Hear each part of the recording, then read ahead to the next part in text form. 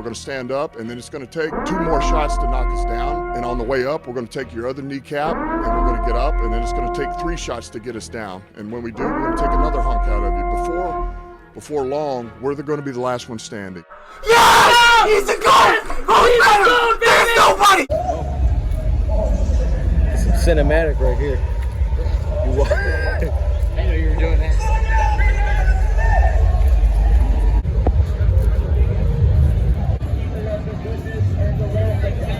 It's a good view.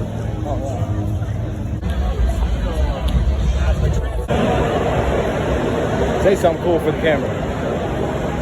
Hello, everybody. That is sweet. Are you kidding me?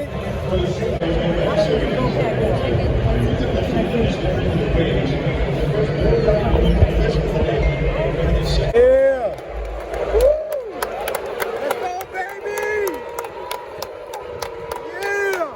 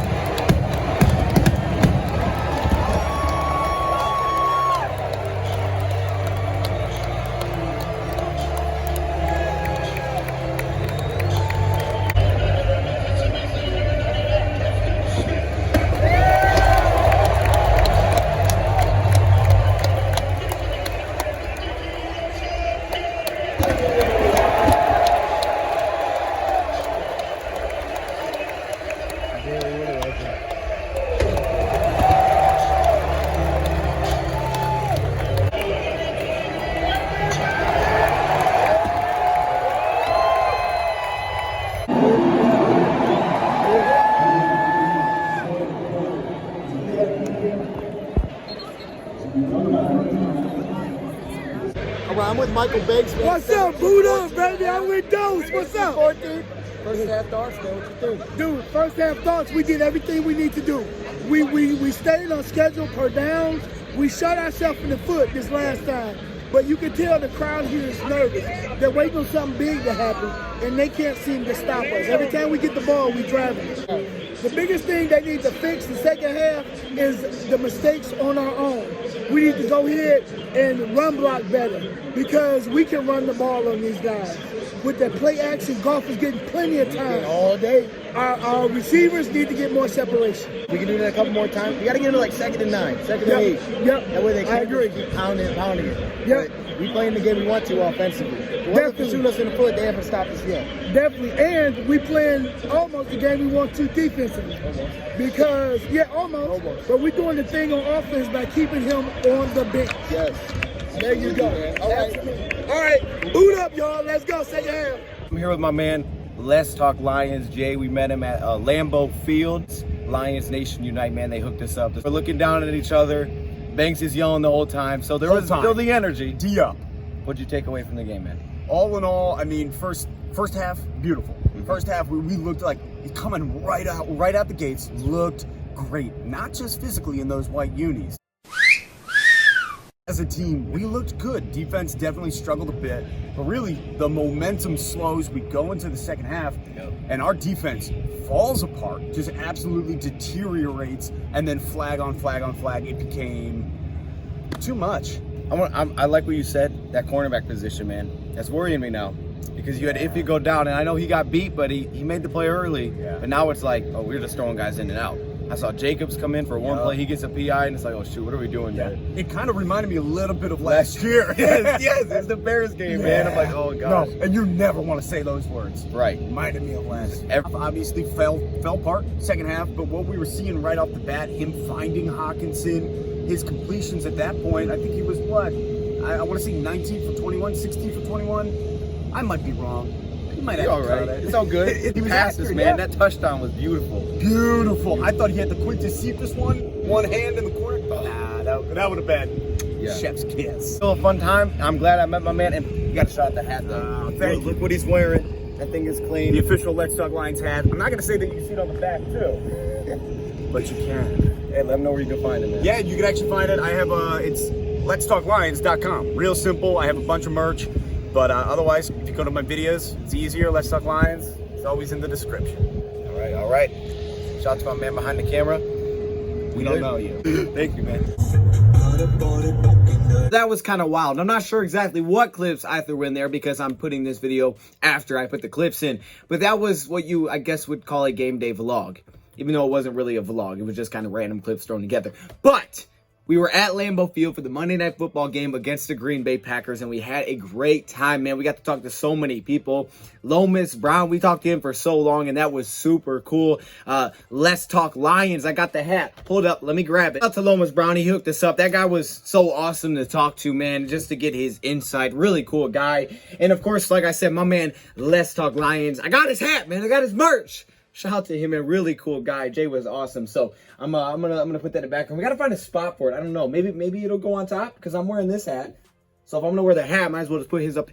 I want to get stuff in the background of guys I collab with. But anyways, it was a great trip. They have like tons of videos or updates coming from there. First off, in the stadium, like the connection wasn't strong enough for me to upload anything. You know, we were going to throw that halftime report in at halftime, but it wasn't fast enough to upload it. So it was just like, all right, we'll just hold on to it. But anyways, I'm here. We're back. 8-hour drive in the books. We're here to talk some Lions. I just want to give some of my initial reactions, my takeaways from this game. Now, I have went back and watched this game once, the full game back. I've taken my notes. I haven't deep dived into any player individually, but I did watch it back just because, you know, I mean, to be honest with you, 27 I thought was Daryl Worley. Watching it back, I learned that was, that's Bobby Price that was out there. But I do have some notes from this game going back and watching it back. And I think we should just start off, you know, kind of quick little recap like we usually do from a week's game. The Lions lost 35-17 in this game on Monday Night Football. And the unfortunate thing is they were winning at halftime in Lambeau, 17-14. Obviously, no one thought we were going to win this game, aside from your guy. But not many people thought we would have a shot to win this game. And we're up at halftime. We're feeling good. And then, unfortunately, sort of like last week in a different way, the second half just did not go as planned on either side of the football, really. Offensively, in the first half, I was very impressed with the offense's ability to move the football. I think what the first half showed you was that, first off, with the running game, and really throughout the entire day, is that it wasn't a fluke. The Lions can run the football this season. Now, I don't think they ran maybe as well as they did against San Francisco, but they can definitely run the football. Specifically, Penei Sewell, he had some up and down reps from watching it back, but he had some good ones. You still see that ability to get to second level. Two guys that I really like run blocking are Jonah Jackson and Frank. I'm watching Frank Ragnow on a screen, running blocking a guy like 15 yards downfield. The blocking ability of those two players is fantastic. Big beat it, pretty solid from what I can remember. And Matt Nelson, it was a little bit more shaky. But either way, the offensive line was solid. The tight end position, you got Hawk blocking. Khalif Raymond goes to battle. Amon-Ra St. Brown, the blocking's there. Swifty is back. If there's one thing I can say about this running back unit, is that Swifty looked like himself. DeAndre Swift looked shifty, cutting across the field. The vision, he looked fast. There was explosiveness. He looked like the guy that we remember, okay? Making something out of nothing. That 2-yard gain. A 2-yard gain that was initially going to be blown up in the backfield. Right there, it was like he's back. You see him stop, cut back. It was like a little Barry Sanders highlight. The fact is he only went 2 yards. But either way, it was like, that's that guy. I see you. That's that guy. Now, the issue with this Packers team is that, first off, they have two really good outside linebackers, even without Za'Darius Smith. Rashawn Gary is arguably a better run defender. Preston Smith is a fantastic run defender who made some plays. Sometimes it gets Penei Sewell setting the edge, blowing it up. So you knew that was going to be a challenge for either Matt Nelson or Sewell. He was good. And then the inside linebackers, they're fast. They do a great job at avoiding blocks, and they don't miss many tackles. So they have some playmakers. And like we said, there's going to be a few plays where they're just going to blow it up because they have defense linemen like Kenny Clark that can just push things to the backfield. But we also showed that, yes, we are going to be able to run the football this season, and it was enough in the first half where we were able to just stay really balanced offensively. They had to respect both, and it was great to see the variety as well. Not only did they try to punch him in the mouth, but they also gave you some toss plays, some outside runs to just make you respect it. And what do we talk about offensively heading into this game? It would be nice if you take some shots early just to back this defense up. Take what the defense gives you, of course, you know, because they have been playing a lot of softer coverage. They're going to slide guys down. If they're going to play tighter, if they're going to put a guy in the box, take some shots deep. And we saw that right away. This is the one thing that really stuck out to me in this game. particularly in the first half with Jared Goff. We'll get to the second half in a second. But the first half, the guy came out and seemed much more confident in week 2. I don't know if it's from film study, working with them another week. The offensive line's pass protection was really good in the first half. When they know you're passing the football, like the situation we got into again, unfortunately, it's much tougher to pass protect. As we saw, he was under duress a lot more. But even when he wasn't in a perfectly clean pocket, you see him stepping up, taking hits, delivering passes. His timing was on schedule with running back. I mean, he was just really on the mark. And you saw it right from the jump when on a third down, Quintez Cephas gets deep. And it wasn't like it was a design double move. Jared Goff kept it alive, kind of rolling back and forth in the pocket, trusting his offensive line to protect him because they did. Great job there. And then we were able to take that shot deep. Another interesting point of that is it's third and short. So it wasn't an obvious passing down, which helps our pass protection as well because they can't just throw pass rushers at us. That's why it's great to stay on top of the chains. But you see that deep shot. And man, the accuracy in the first half from Jared Goff was just... It was amazing. I mean, it really was. And I don't know if it was just watching in person or what, but the guy seemed to be pinpoint, watching it back. Some of the passes that he threw, the Hockenson one sticks out, the Cephas one in the bucket, even the touchdown where he scrambles out. It just seemed like he was much more comfortable playing within the game in this offense in week 2 right out of the gate. All right. The lights weren't too bright for Jared Goff. Monday Night Football, Lambeau Field.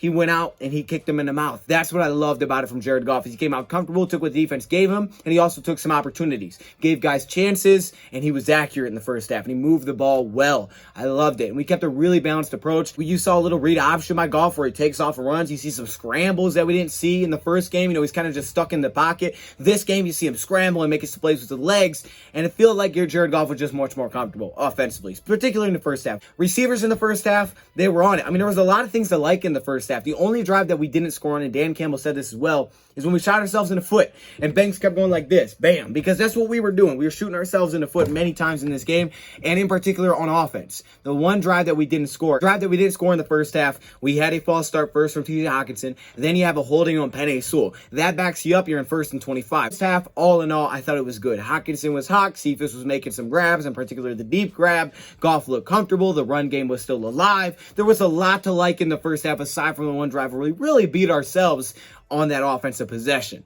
You stack on top of that, then an intentional grounding. There was some pressure, and he had to just kind of throw it away. Now you're backed up even further. We came back, and we had our punt because of our mistakes, but then we forced to get them to get off field on a quick 3 and out, and that was a good possession. I mean, it was a really good drive in particular, I think, for Iffy, watching it back. I mean, first off, Iffy gets the pass breakup in coverage on Valdez-Scantling. I don't know if he really got his head turned around, but he's in good position, so he gets the forced pass breakup. Then you come back, he gets a tackle, and then you get a coverage sack where he's looking Iffy's way. So it was a really good possession, to be honest, for him. We get off the field, our defense does what it has to after we have a bad drive. So now we're back in a good spot because we're kind of matching possessions at this point. We score a touchdown, and this was the beautiful pass to T.J. Hockenson, man. When you're watching it live, it was like, oh snap, did he just throw a pick? And you just watch it go right over the defensive player's head, and it's just right in the bucket. I mean, it was so pretty. I mean, hey, we talked about this during the offensive game plan. Campbell is not a great man coverage guy. Hoff gets that, recognizes it as a split. He tries to come out with him, and this is a man coverage beater. One-on-one, who does he go to? His guy. Running backs and Hawk were to watch for. We called this in the game plan. You see it here on this dot. By the way, man, look at those uniforms. Those things are clean. When did you start guessing on your bets? I've just been guessing. And who were your picks for week 1? Pats -3 over the Dolphins, and Bills over the Steelers -6.5. So I'm sure you're confused what the heck is going on here. Let's go back a little bit to kind of set the stage.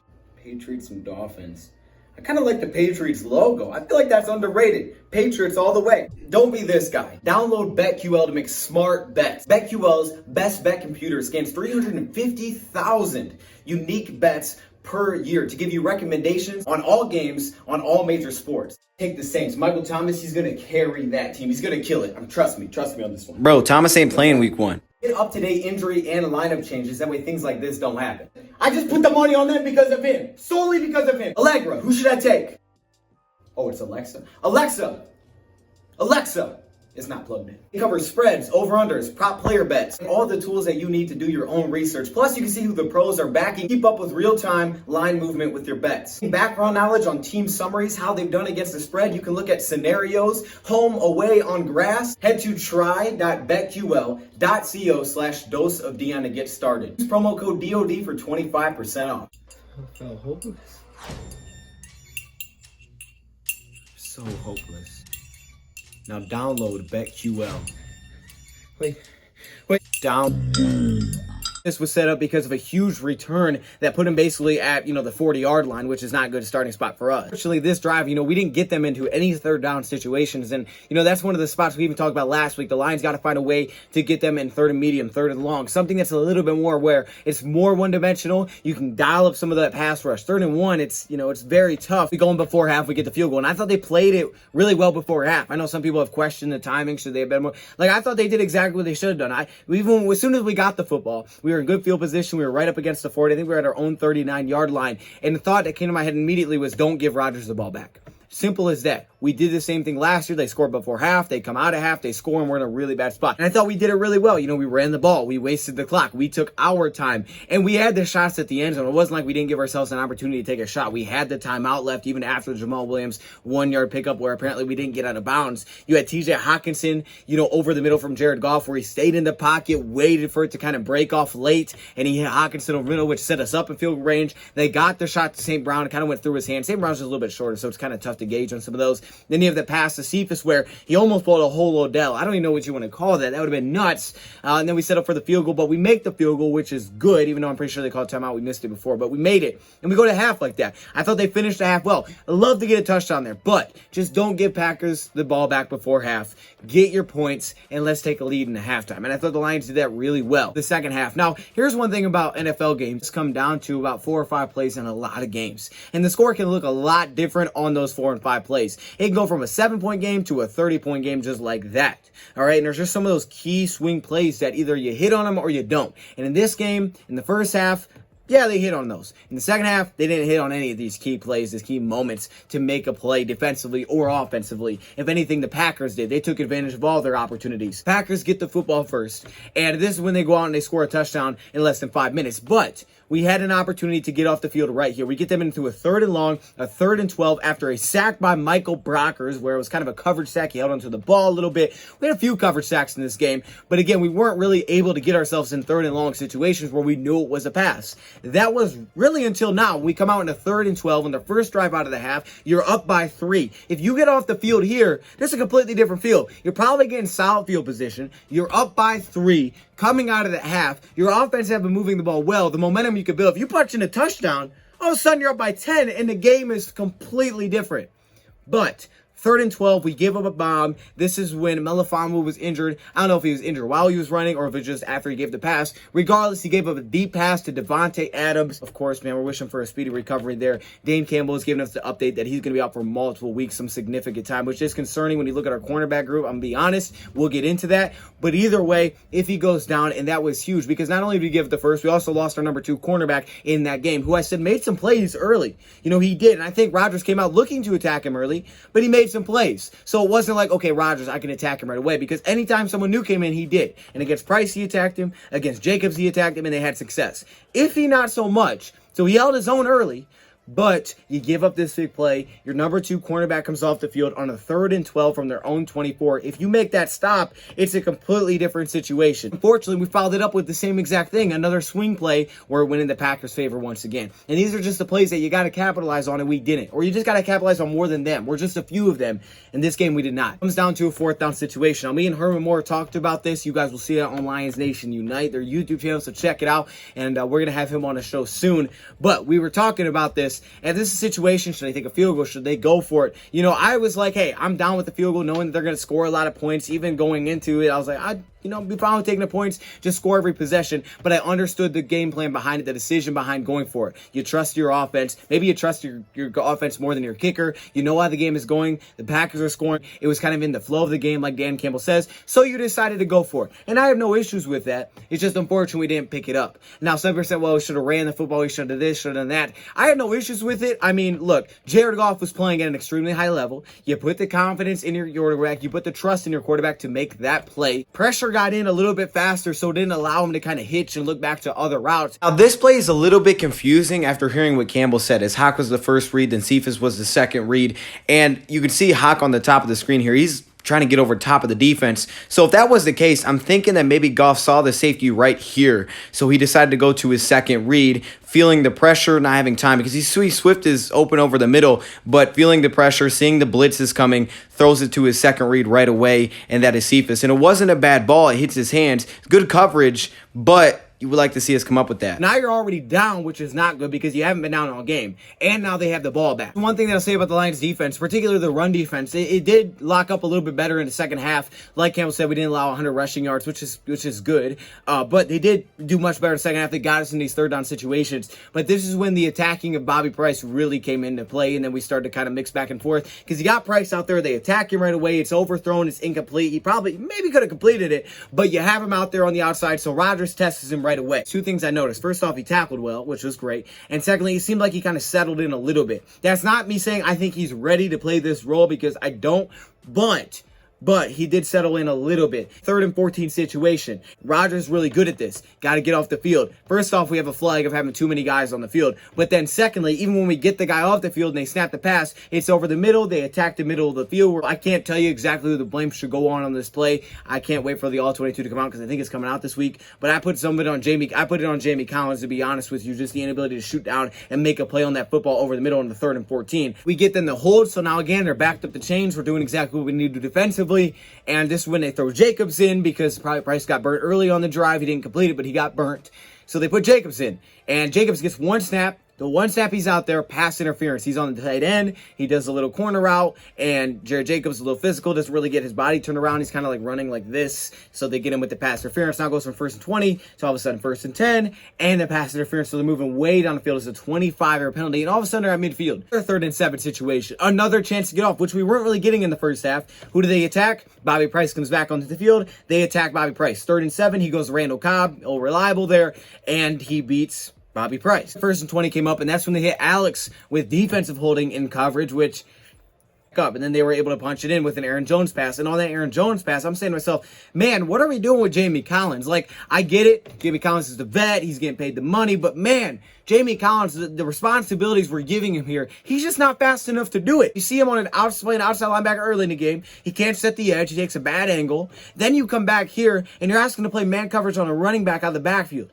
Simple as that. Reacts late to it, and he can't catch up to him. I could have told you he wasn't going to catch up to him. We know this about Jamie. And the thing is, Dan Campbell addressed it today in his conference, and he said, Liz, look, Derek Barnes deserves a shot. Bet we see him. They said after the game they were talking about this. So I like the fact that they at least acknowledged it, like, yeah, this is something that we have to fix. And he's like, look, when the lights come on, we figure this thing out. I just think with the responsibilities that Jamie's getting, he's just not built for it. And those responsibilities, he can't do it. Alex was not great in this game, but he did fly around. He is the type of linebacker that's fit for this defense. Alex and Jamie are two complete opposites. And they like Jamie for certain things. Like Dan Campbell said, I think he's a smart player. I think on routes, he does pretty good in zone coverage, but man coverage, you just can't do that.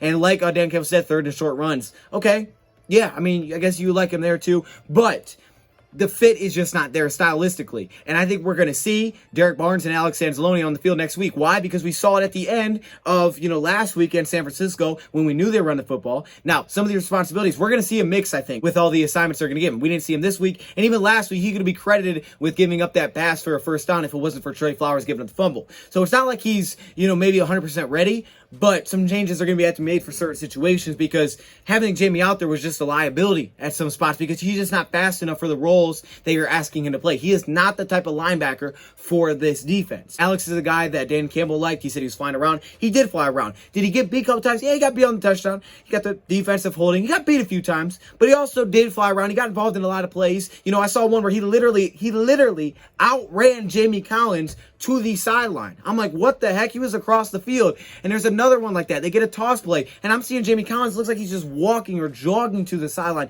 He's just a big dude. He's not that fast. Now, Dan Campbell, when he said about kind of the effort level of Jamie Collins in comparison to a guy like Alex, it was a little bit concerning when you talk about a guy like Jamie Collins. And we actually saw some Jalen Reeves-Maven get mixed into this game a little bit. Lions will go to some 3 linebacker sets. But this one spots because he bites, got him on the fullback fake jumping in there. I understand it's a 3rd and short, so I get that a little bit. But then he just doesn't have the speed to get out there on the edge. And he's hustling. I mean, I think he's running hard. You can see his head shaking, his bobbing. But he's just unable to get out there and make a play on the football. And you're down 17-28. The Packers, they did what they had to do. They run the clock down. And what's unfortunate is that we're down 17-28. Our offense has moved the ball really well all game. But now you're down 2 scores heading into the 4th quarter. Right? So it's like, dang, this is not where we wanted to be. But at least there's still hope because you saw last week. And this is when it just kind of was a wrap. I mean, this was the play that went from you did some things wrong, they took advantage of multiple key plays, now you're in a hole. You're in a hole regardless because even if you take this ball, you move it down the field, let's say a 4 or 5 minute drive, you punch in a touchdown, you're down by 4 with 10 minutes, you have not been getting consistent stops, you've been making some mistakes, but at least you're still in the game. However, this is when everything just kind of shambled apart, and this is because Jared Goff fumbles at the snap. Dan Campbell said he thinks because he pulled away too early. I hear the announcers, watching it back. They're like, well, the ball gets a little bit wet after you wipe it. Campbell's like, well, that's why we have towels. Okay, maybe it gets wet. You know that about footballs, man. If you've ever thrown a football when it's raining, sometimes it's like a good sticky wet, and there's other times where it's like, oh, that slips. And I know one thing about Jared Goff is it seems like he squeezes the ball really hard, so I'm not surprised. But this is off the snap. Fumbles the ball at the snap. Unfortunately, we can't get a swing play to go away where it's like, hey, he bounces on it. We get a lucky bounce back in our favor. Nope, Packers take advantage. They pick it up. This is, again, back to the defensive side where we couldn't get off the field. One thing about the Lions is that, first off, you're playing a really good team, so you can't make mistakes. We talked about it in the week. You got to win the turnover battle. Lions lost the turnover battle. It started on a no 4th down conversion. Then it came back with this fumble. And it was not like we didn't have chances to make plays. Tracy Walker dropping an interception. All right, now I know, it's tough. I get it, but that's a swing play that we missed out on that the Packers took advantage of when we fumbled, on 4th down. And maybe it wasn't all they're doing, but that was a chance for us to at least flip it. No, Tracy Walker drops an interception. Like I put this game on Walker, this is just what happened across the board with some opportunities that we did have. Rodgers laid it out there. He doesn't throw any picks. The guy threw 4 all last season. And you have a chance to pick it off. We just were unable to make that play. We got to make those plays. Like we stressed during the week, man, with the turnover battle, every team that beat the Packers last season won the turnover battle in the regular season. The 3 teams that did it. Campbell made an interesting point here about the Lions needing to get more pressure on early downs, and that's why it's nice to get an obvious passing downs. I don't know what was going on in the back end here. I'll have to get the all-22 to look at it better. But then you get a play like this, right? It's a base situation. You have Romeo and Trey on the outside, but watch Romeo at the bottom. He's going against a tight end here, and he's not able to get off and get any kind of pressure. And Aaron Rodgers says all day. Now, I understand they have extra guys in there to help block, but Romeo, man, that's one-on-one against the tight end. I need you to give me something. This isn't to say the back end was great in coverage, but I thought the zone communication was much better, in stints. Obviously, we got beat on some tight end screens, which was just a fantastic pickup the first time. They blitzed and, they threw a screen, so it just worked perfectly. Actually, it was 3-0 by the end of the game, but it's really 2-0, the ones that I'm really worried about here. Okay, so they score, and then you get back, you're on defense, it's 28-17, and you still have another chance to at least hold them to a field goal. You give a touchdown, you're on 3 scores. You're pretty much in the mode of, hey, we have to throw the football. Like Campbell said, that's not what we want to get. We don't want to have to throw the ball 40 times. But getting down to a team like Packers who are built to play with the lead, not only that, they know you're passing the football down 3 scores. It makes you very limited in the ability to be balanced and, play your pace that you want to play and eat up the clock like you did perfectly in the first half. A 3rd and 5 situation, 3rd and goal from the 5. This is when we get pass interference on Amani. Now, I wish I had my Lions versus Wrestlers on because I feel like 100% this is like a what the heck kind of moment as a Lions fan. Really, that's a flag because then if they go for it, okay, that's one thing. If you stop them, great, we got the ball back. They might have went for it. They get a field goal, you're only down 14. But for them to get that flag on 3rd and goal, the good thing is we were getting 3rd down situations, which is way better than what we were getting in the first half. So at least there was some adjustments. I was like the only time Monty got targeted. By the way, shout out to Monty. I think he bounced back big time this week. But then this call really hurt. He's being a little handsy, but man, it was like nothing that should have been a PI at all, in my opinion. And that puts them at the 1. They punch it in. Now you're down by 3 scores. Spence is just playing back at this point. So honestly, at this point, your passes were kind of like just rushing football anyway. Short passes and nothing different. But it's hard to take a shot when everybody knows you're passing. They're just backing up. You're down by 18. And this is when Jared Goff loses the football. Now the pressure got in a little little bit as well. But you lose the football trying to throw it. It slips out of his hand. I think it's probably because he squeezes it so tightly. He loses it. He's back on it. But now you're in a spot. It's 4th and 13. The way the game's going, you got 8 minutes to play. You punt it away. And really, at that point, it was kind of just a wrap. Yeah, he threw the pick at the end. There was 3 minutes left. I'm not going to go off on that. Yeah, he's just trying to make a play. So that one doesn't really stick out to me. But either way, it was just... you didn't make those key swings go your way. You know, it was one of those things. And yeah, the Packers are going to score points. I think we need to put more accountability on this defense that, hey, you guys got to find a way to get us off the field, right? You got to find a way to help us. When we make a mistake, someone has to do something. Someone's got to step up. I was watching the Rams game on the way up there on Sunday because we were driving on Sunday. They throw an interception, they come back, they get a stop in the red zone twice, all right? We have to find a way for someone to step up, offensively or defensively, where it's like, hey, something went wrong. Okay, let's at least limit the mistakes here. Let's not give up a touchdown to add on top of it. And we were unable to do that. We were unable to pick ourselves back up. The offense was forced to get out of its rhythm. I didn't dislike the play calling of Anthony. I mean, just the spot that you got in offensively. You could argue the 4th down play call. It's just kind of one of those things. I would have took the field goal, but it don't matter. You know, either way, you didn't take advantage of the opportunities that you had. Things that stick out individually, you know, when I look at this offensive line, Jordan Jackson pass protection still isn't great. Matt Nelson, I think he struggled at right side. You know, I mean, getting pushed consistently, pass protection. We still had some issues over there, which concerns me. I'm just excited for the Decker and Sewell thing going forward. I think that's going to be good. I know it's going to take Sewell some time, but look at the running back spot. Swifty's back. Jared Goff looked comfortable. Godwin had a good return, which was nice. He put us at the 40 before half. You know, defensively, the linebacker position, I think we're going to see more Alex and Derek Barnes next week. Alex was not perfect by any stretch of the imagination, but he's the type of linebacker. He does fly around. He gives the effort, and Dan Campbell likes him. And when you look at a guy, and I didn't think his coverage terrible. He made that good play on the out route. He was in a solid position on the tight end. He was just a little bit behind. At that cornerback position, it's a legit cause for concern. I don't know what the Lions are going to do next week. I would like to see more Jacobs in this game. They went with Price. There's a good chance it will be Price next week if I was a betting man. And I think he slowly came onto his own. He can definitely tackle. I like that. But in terms of coverage, man, it's like, okay, what are we getting here? You know, he got beat a few times. Rodgers tested him. So that's concerning. Amani played better. AJ Parker played well again. I thought the safety position, Walker was hitting, man. He was flying the backfield. Something that had to do with our linebackers weren't making plays, so they were leaving gaps wide open. Offensively, man, I like Goff. Goff can play. It's unfortunate, but these are some of those games where you got to find a way to keep it rolling offensively, like Campbell said. He makes a good point there, you know, when you think about it. At the same time, you wish the side would pick you up. We had a chance to do it. They didn't. But at the same time, sometimes you got to rely on one side or the other. The issue and the concern I have is I understand what Campbell is saying when he's saying, hey, oh yeah, hey, the flow of the game, Packers are going to score. We got to score points. I get that, but at the same time, the defense has to show us at some point they can step up. I get the flow of the game. The Packers, they score a lot of points. I understand that's how you got to beat them, but the Saints held them to 3. So our defense, man, we got to get some critical plays out of them, but they made a few, and I think we saw adjustments second half. We got some third down opportunities. It just is like no one was able to step up and make the play, or we made a wrong play, and it put them back in spots where it was like, hey, we're good again, and that's unfortunate. Cornerbacks to be interesting. I wouldn't be shocked if the Lions went out and signed another guy. Maybe Dunbar is back on the table. He's working out with the Bills. Maybe we see Worley. Maybe he's more invested in and he understands the offense a little bit better. Quintez Cephas offensively, he was dropping passes in the second half, which wasn't helping Goff at all. Like what Campbell said, he was honest about the receiver position. We're going to move things around like Cephas, things like that, figure out where they're best, figure out who works the best together. But at the same time, with Cephas, he showed up in the first half. He didn't show up in the second half. I think when you don't have a guy like Tyrell, someone's got to step up. And he didn't make some of those plays in the second half. I mean, you lost your top guy, which is a big loss. Maybe we'll get him back this week. That would be great. They knew we were passing the football, so hurt the offensive line. The fact is, man, I think what they showed us, like the announcer said, this team can play. They can run the football, they can pass the ball. That's a recipe for a lot of good things. The thing is, though, especially when you're playing a good team like that, you got to be nearly perfect. Especially when you don't have a defense that you can say, hey, they can get me a couple of clutch stops when we need it the most. You got to be really on top of your game. The Lions weren't that great. You know, they didn't make enough plays. They made some bad boneheaded plays, which against a team like Green Bay on the road, you're going to get beat. Harris had a bad edge set on one play. Williams flashed a few times to me. You know, Brockers did. So, but I haven't got to talk to you guys for a while. It's kind of weird. So, since the game, right, this is a whole day later, almost 2 days later at this point. So, I really want to talk about some of the key points. And hopefully we get the All-22 by tomorrow. That we can dive into that. Thursday is last second dose. I think we may have a special guest on that show. I know we're going to probably have one next week, which is going to be awesome. So, stay tuned for that. And also, you know, we got some cool things I think that you guys are really going to enjoy.